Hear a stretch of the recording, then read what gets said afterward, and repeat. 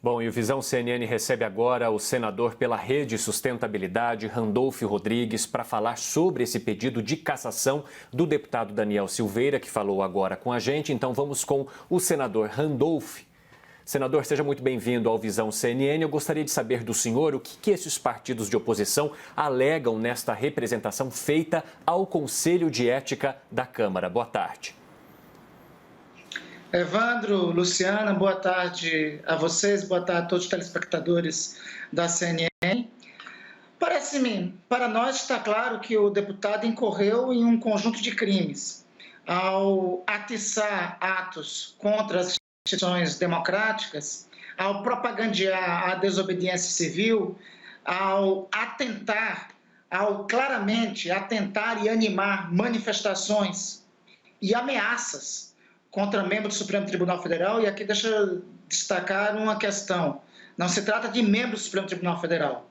Ameaça é um tipo penal que está codificado, que está previsto na nossa legislação penal.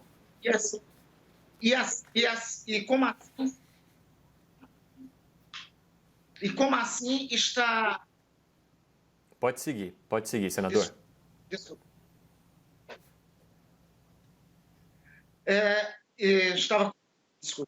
Como assim está tipificado como crime?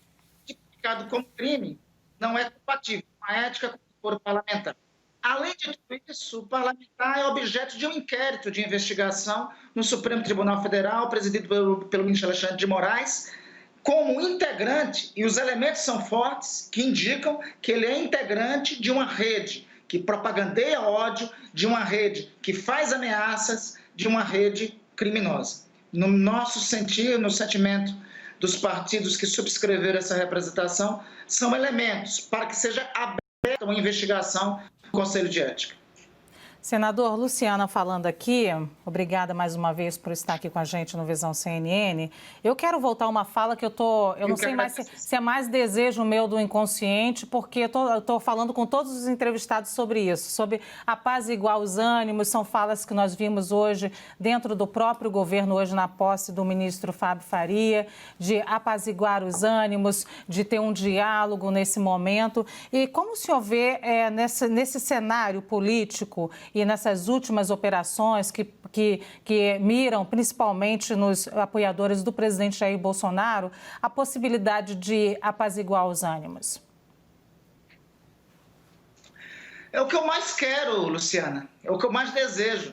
Como vocês sabem, eu sou líder da oposição ao governo Jair Bolsonaro no Senado. Quando iniciou essa crise sanitária, e nós tivemos os primeiros dados sobre esta gravíssima crise que iria nos atingir em cheio sobre a pandemia, e isso foi relatado para nós pelo então ministro Henrique Mandetta e pelo ministro da Economia. Quando nós tivemos o primeiro relato sobre isso, eu fui, mesmo na condição de líder da oposição, fui o primeiro a dizer: ministros, repasse ao presidente da República que a partir de agora, para enfrentar essa crise, não pode existir nem governo nem oposição. Nós temos que estar juntos para enfrentá-la.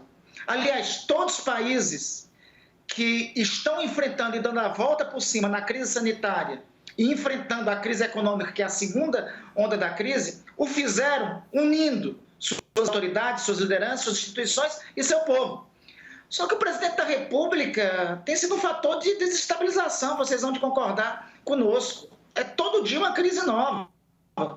Uma semana depois dessa reunião que tivemos no Congresso, em que eu me coloquei à disposição para trabalharmos juntos, uma semana depois, ele fez um pronunciamento em cadeia de rádio e televisão, dividindo o Brasil, atacando os governos locais, atacando as instituições, sabotando o isolamento social, subestimando o que ia ser a pandemia, tratando a pandemia como, abre aspas, gripezinha, fecha aspas. Depois fez uma live dizendo que o impacto ia ser menor que a H1N1, íamos ter mais 600 mortes.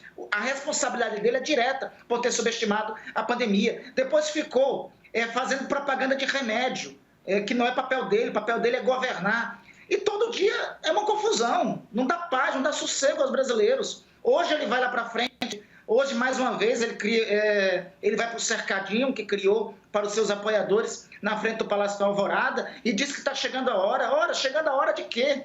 A hora que está chegando, que nós mais queremos é que ele comece a governar, que ele comece a nos liderar. E para liderar, ele não pode liderar os aliados deles. Ele foi eleito para liderar o Brasil, para liderar os brasileiros.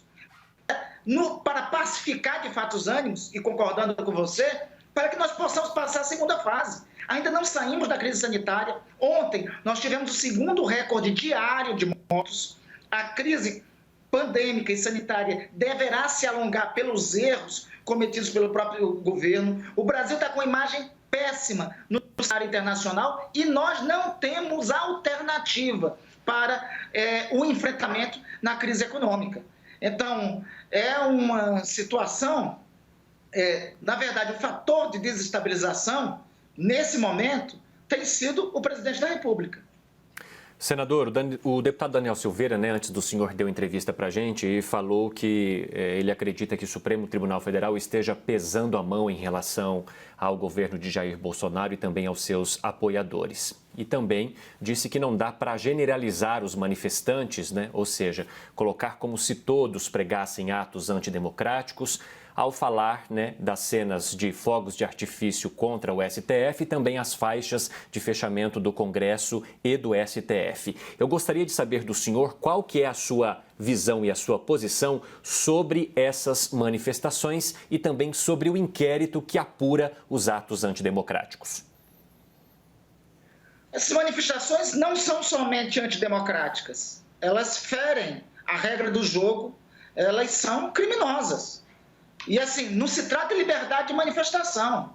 Todo mundo tem liberdade para se manifestar como quiser. Até a própria democracia aceita isso, que se atente contra ela. Mas o problema o problema é que não é manifestação.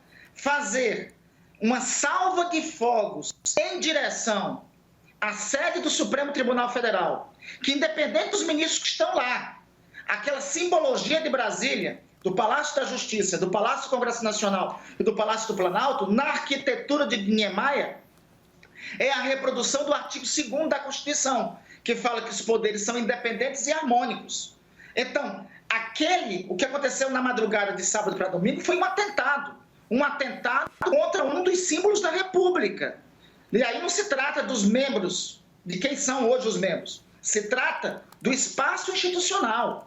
E ali, claramente, tinha ameaça, tipicamente caracterizada no Código Penal, tinha terrorismo, porque estavam soltando fogos em direção à sede do Supremo Tribunal Federal e alguém lá, ao fundo, dizia: vejam a direção dos fogos, se prepare para o que vai ser depois. Ou seja, aquilo é claramente tipificado como crime de terrorismo. E as outras... Então, aquilo que aconteceu na madrugada de sábado para domingo, vamos só separar. Ali é um ato criminoso, que não pode ser aceito em uma democracia. Depois, manifestações, tem até o direito de ser feitas manifestações, pedindo AI-5, pedindo fechamento do Congresso Nacional, por mais criminosas e antidemocráticas que sejam. E a própria democracia tem um limite para tolerar isso. A democracia não pode tolerar procedimentos que se propõem a ruptura da ordem constitucional que ela se dispõe. Essas manifestações são, per si, subversivas. Subversivas porque querem subverter o Estado democrático de direito. E o Estado, não existe espaço fora do espaço do Estado democrático de direito. O espaço da luta política é o espaço das regras do jogo democrático. Senador, eu tenho mais uma pergunta e acabei de saber aqui que o nosso analista Yuri Pita também tem uma. Vou falar a minha que já estava engatada aqui. Ontem nós entrevistamos aqui o ex-ministro Ciro Gomes, ele até citou o seu nome, inclusive, falou sobre uma frente ampla pela democracia e eu questionei o ministro se a própria esquerda não consegue se entender, por exemplo, não consegue dialogar nem com o maior partido que é o PT, como é que seria possível? E aí eu vejo o senhor falando em apaziguar os ânimos, que também é um desejo seu. Como vocês conseguem isso se vocês também não conseguem se entender? Bom, ambos setores da oposição estão se entendendo. Amanhã, inclusive, dia 18 às 18h30, nós vamos ter um ato pela democracia e pelo restabelecimento da ordem democrática no Brasil, que eu acho que, nesse momento, passa pela avaliação da proposta que tem lá no Congresso Nacional de impeachment do governo de Jair Bolsonaro. Nós temos um ato amanhã, inclusive, nesse sentido. Esse ato está sendo organizado por 5 partidos, né? Pela Rede, pelo PDT, pelo PV, pelo PSB e pelo Cidadania. Lamentavelmente, nós não podemos obrigar. Só se dispõe a construir algo quem está disposto a construir algo. Nós não podemos obrigar outras agremiações políticas da oposição a quererem ingressar conosco. O Partido dos Trabalhadores que podemos ter respeito por eles, mas eles optaram por um caminho de não fazer construção com os demais setores da oposição. Entendemos, é o caminho que eles optaram. Eu acho que tem que ser feito da parte deles uma autocrítica, porque muito da situação que nós temos hoje, por termos chegado no bolsonarismo, é pelos erros da experiência petista. Mas, enfim, nós temos nos esforçado para construir uma ampla coalizão de oposição. Essa coalizão, no meu entender, não é uma tarefa de esquerda. Sou contrário que seja uma tarefa de esquerda. É uma tarefa de forças democráticas, de todas as forças democráticas que quiserem vir para essa construção em conjunto. A porta vai estar aberta, não só para o Partido dos Trabalhadores, como para qualquer um outro que queira fazer essa mobilização junto conosco e para todas as forças democráticas. Eu repito, é uma tarefa de todas as forças democráticas da sociedade brasileira. Agora sim, o Yuri Pita, desculpa, Imagina, você ia anunciar o Yuri, né? A gente anuncia o Yuri aqui que vai fazer a pergunta. Obrigado, Luciana e Evandro, já que os dois me anunciaram. Senador, boa tarde, obrigado por estar conosco aqui no Visão. O senhor falou desse movimento, enfim, de estar aberto a todos os setores democráticos. A despeito de todas as críticas que a oposição tem feito ao governo Jair Bolsonaro, ele ainda mantém uma parcela significativa de apoio entre a população, da ordem de 25%, 30% da população. A que o senhor atribui esse apoio consistente desse setor, dessa parcela da população ao governo Jair Bolsonaro, e qual é a estratégia que o senhor vislumbra para que se avance em relação a essas pessoas, consiga se atrair essas pessoas para o campo que o senhor defende?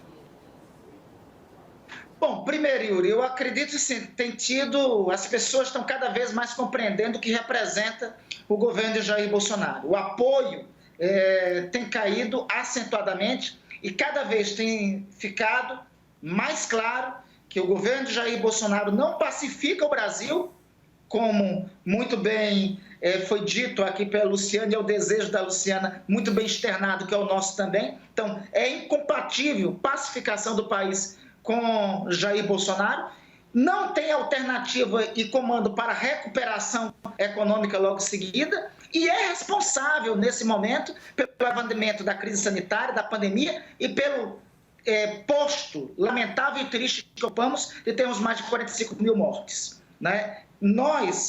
O apoio ao governo tem caído por conta disso e porque as pessoas estão percebendo que esse governo não tem nada de combate à corrupção, não tem nada de novo na política. É a velha política, é um parlamentar que estava em Brasília há mais de 30 anos, participava de todos os tipos de esquema lá, de esquema de rachadinha, todos os tipos de esquema que existiam em Brasília. Então, tem mais atrasado, faz aliança com o Centrão e com os setores mais antigos da política brasileira. As pessoas estão começando a perceber isso. É um governo que é diretamente vocacionado à corrupção e não é antagônico, e não é representante de luta contra a corrupção. E, nesse momento, sido responsável pelo agravamento do quadro pandêmico. Quanto mais as pessoas perceberem isso, eu creio que esse apoio vai diminuir. Parte desse apoio hoje, paradoxalmente, está sendo mantido nas camadas mais baixas, que não compreenderam que se dependesse do governo Jair Bolsonaro, eles não estariam recebendo R$600, estariam recebendo os R$200 do ministro Paulo Guedes. Nós vamos defender, inclusive, agora no Congresso Nacional, que tem um programa de renda mínima. Mais uma vez, o ministro Paulo Guedes e o governo Jair Bolsonaro vai defender só R$200 ou R$300 prorrogado por mais 2 meses. Essas pessoas também logo perceberão que não tem plano para elas, não tem um programa para impedir que os mais vulneráveis serão socorridos no momento que mais precisam. Quase 20 milhões de brasileiros vão ficar desamparados, desabrigados por conta da crise pandêmica logo entenderão que o governo de Jair Bolsonaro não consegue dar resposta para eles. Muito obrigada, então, por essa entrevista. O senador pela Rede Sustentabilidade, Randolfo Rodrigues, por estar aqui com a gente mais uma vez no Visão CNN, dando o seu ponto de vista sobre o Brasil. Muito obrigada. Obrigado, senador. Eu que agradeço, Luciana, Evandro. Boa tarde a todos.